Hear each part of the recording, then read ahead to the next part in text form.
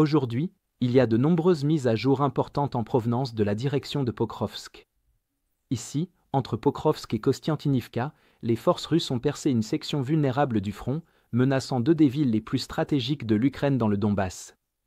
À mesure que la percée s'approfondit, les deux camps s'empressent désormais de faire pencher la balance avant que l'offensive d'été n'atteigne sa pleine ampleur. Récemment, les forces russes ont réalisé des avancées relativement rapides lors d'une percée entre Pokrovsk et Kostiantynivka.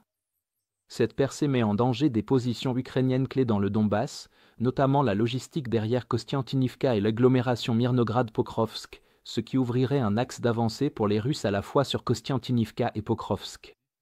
Ce vecteur d'avancée représente la meilleure chance de progression sur la ligne de front pour les Russes, c'est pourquoi ils concentrent ici le plus de forces pour attaquer. Cela crée une vulnérabilité potentielle pour les Ukrainiens dans la défense à la fois de Pokrovsk et de Kostiantynivka. Les Ukrainiens comprennent que cette percée russe jouera un rôle déterminant dans la prochaine offensive d'été russe, dans leur tentative de prendre les deux villes.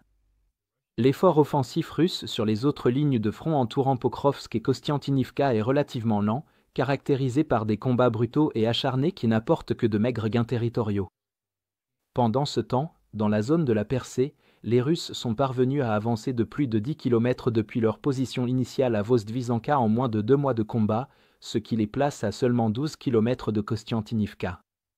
Si ce rythme d'avancée se poursuit, les forces russes pourraient atteindre la ville durant l'été, à moins que les Ukrainiens ne parviennent à les contenir et à stabiliser la situation.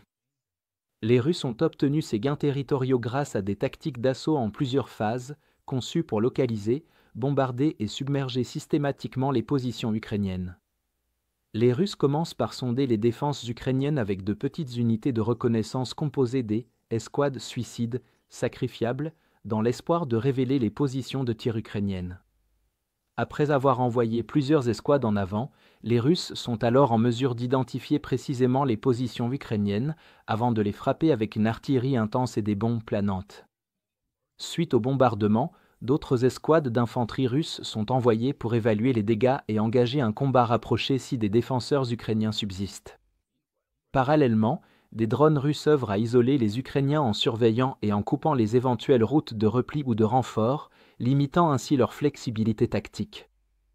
Cela laisse aux défenseurs ukrainiens un choix difficile, soit rester en position et risquer d'être submergés après le bombardement, soit tenter une retraite sous la menace des drones russes.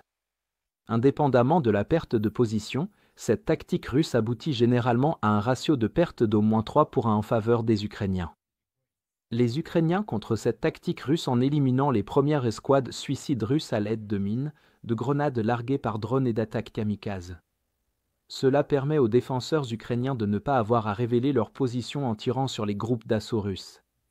La mise en œuvre de ces interceptions par drone aurait, selon les rapports, fait grimper le ratio de perte dans certaines zones jusqu'à 7 pour 1, avec certains cas atteignant même des chiffres plus élevés.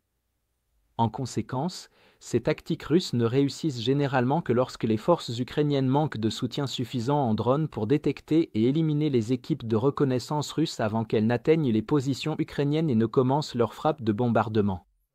C'est pourquoi, en réponse à la percée russe, les Ukrainiens ont redéployé des brigades d'évite de drones pour stabiliser le front. Les unités déployées incluent le régiment de drones Phoenix, dont les opérateurs de drones d'élite ont déjà commencé à contrer et à détruire avec succès les équipements lourds russes ainsi que l'infanterie en mouvement. Ils sont en outre épaulés par les composantes terrestres de la brigade Anne de Kiev, chargée de renforcer et de défendre des positions clés au sol face à l'assaut russe pendant que les unités de drones allègent la pression.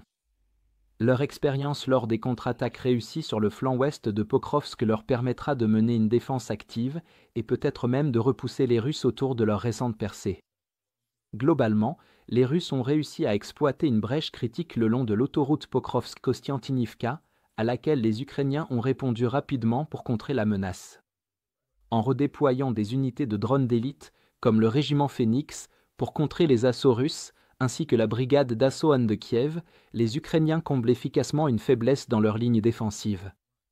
Si les unités nouvellement redéployées réussissent dans leurs missions respectives, elles empêcheront les Russes de consolider leur position et stopperont l'avancée avant que les Russes ne puissent transformer cela en gain plus large et significatif sur le plan opérationnel.